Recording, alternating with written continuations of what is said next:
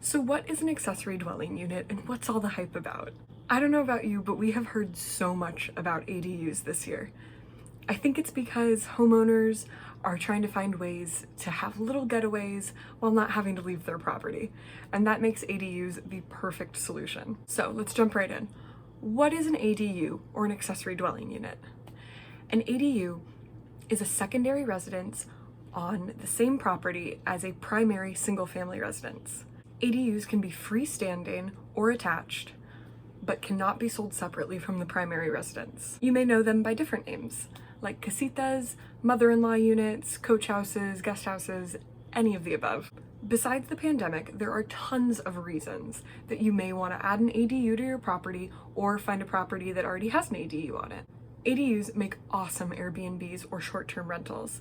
They can also make great long-term rentals for the landlord that hasn't had the opportunity to buy a new investment property. They also make the perfect guest quarters.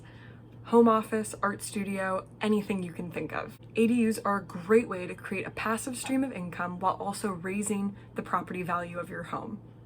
It also gives you tons of extra space to hang out with your family and get into your favorite activities. So there are three basic types of ADUs: detached, attached, and interior. We'll get into all three, but let's start with detached. Freestanding or detached ADUs are independent residences not connected to the primary residence. They have a separate foundation and independent utility hookups. They can either be converted structures, like a pre-existing detached garage, or they can be new construction, like a prefabricated unit. Prefab structures have the added bonus of being turnkey ready, so chances are you won't have to do much in order to get them ready for the next step. As with any ADU, space consideration has to be at the top of your list.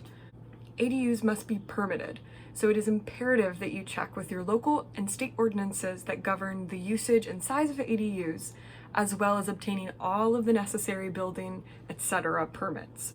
Attached ADUs, our second type, can be a great option if you have something like an attached garage on the side of your house. But they do come with their own set of considerations. Local ordinances may require a certain number of parking spaces per residence. So removing parking, like a garage, in order to add a residence can actually have the math work against you.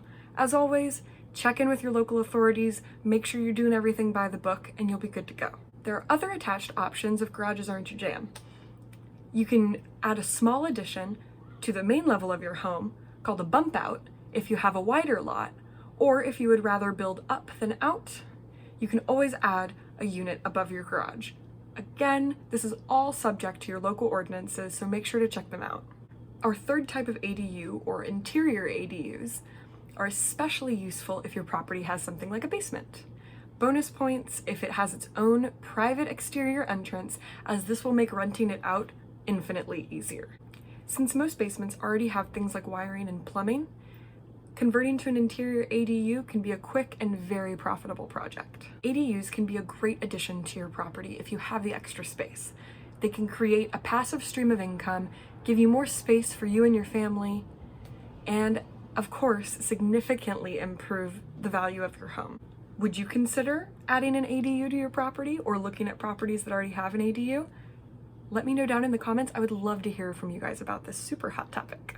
In the meantime, please like and subscribe for new videos every single week. Thank you guys so much for watching. I'll see you next time.